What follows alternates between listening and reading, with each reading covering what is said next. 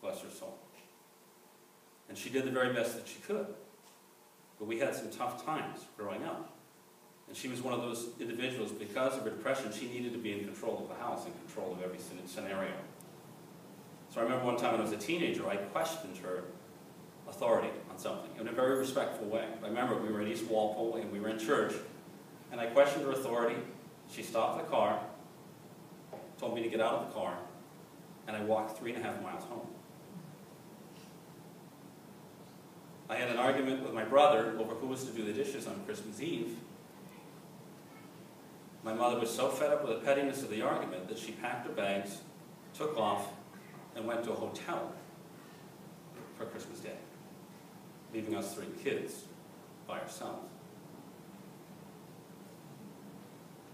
Okay, we had arguments sometimes, and it would happen a lot of times on a Friday, funny enough. And she would be upset with me. She'd go upstairs, close her bedroom door, and then open the door on Monday morning. Now, I say these things not to horrify you. I have victory in God over these things. Amen? Amen. And I say this not to point fingers at my mother, my father, or my 7th grade math teacher, because you know what? Here's what I've learned. They probably were coming from a place of feeling very unworthy themselves, weren't they? Yes.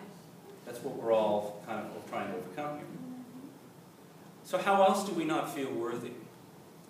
For me, a lot of it had to do with my spiritual upbringing. And I'm sure this resonates with some of you in this room. Think about some of the messages that some of us received. I didn't have the pleasure of growing up in unity with this enlightened belief system. In my faith, I grew up believing I was a sinner. Okay, so I would do these things that I didn't consider bad, but I guess technically they were sins.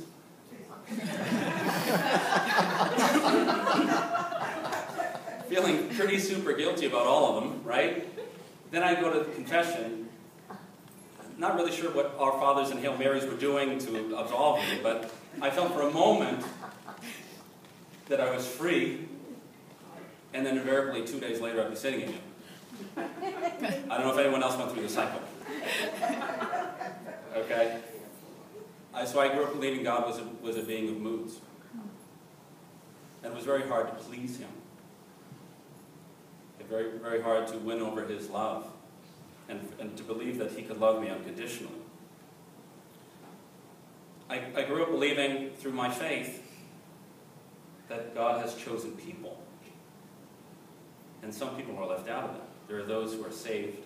I remember having these discussions with some of my friends who were Christians, and I would say, well, what happens to the person who grows up in sub-Saharan Africa who has not met Jesus? What happens to them? And they would always argue, well, of course Jesus will find a way into meeting that person, and so I guess that person might have a one-time shot to find the Lord. Right? So think about that. There are those who are saved and those who are not. How many of us grew up believing that? Okay? How about those of us who grew up believing that God answers some prayers and doesn't answer others? Or that God answers the prayers of certain individuals and not other individuals? Well, thank God we've healed that. Thank God in unity we've understood that the prayers are answered based on our connection to universal mind and using universal law properly. But it took many, many years to reach that conclusion. Okay? And some of us grew up believing that we had a predestined lot in life, that those who were meant to be rich and those who were meant to be poor, those who were meant to be successful and those who were meant to be not so much. Right? Or this idea that we're meant to suffer. That our Father would mean and create a life where we were meant to suffer. I think I've understood now suffering to be the fact that suffering has been a great blessing to me. Because of all these stories I told you, all the pain, all the disillusionment, all the fear, the anxiety, the worry, has all led me to one powerful place. And what's that? Back to God. And saying there must be a different way. Amen? Amen. There must be a different way. And the truth is that I think God, that's all He wants. He's not creating this world of suffering. We create the suffering, but I think we do it for a purpose. It's to remember who's in charge and to remember that we're one with Him.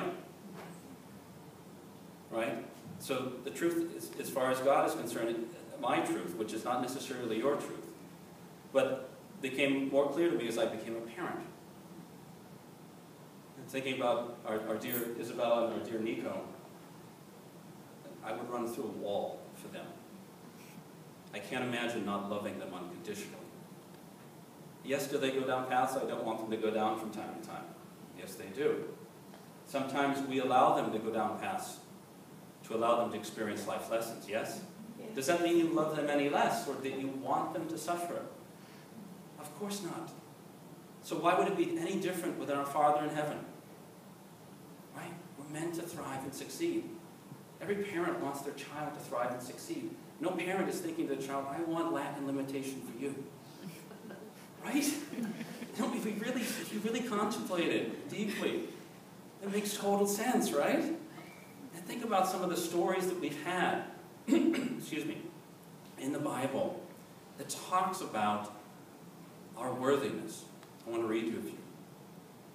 The first chapter of Genesis, we're told, God said, let us make man in our image, after our likeness, and let man have dominion over the fish of the sea and the fowl of the air, and over the cattle, and over all the earth, and over every living thing that moves upon the earth.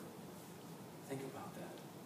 God says in the book of Genesis that we have dominion over all things.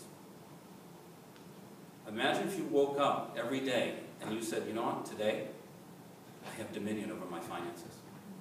I have dominion over my workplace. I have dominion over having loving relationships in my family. I have dominion over having the friends that I most desire. We don't have dominion over other people, right? But we have dominion over our own life. The world would be a very different place if we came from that place of dominion, would it not? Right? Think about how profuse nature is. Think about when you pick up a handful of sand and you see 1,000 different colors of rocks, all different shapes, right? It's crazy.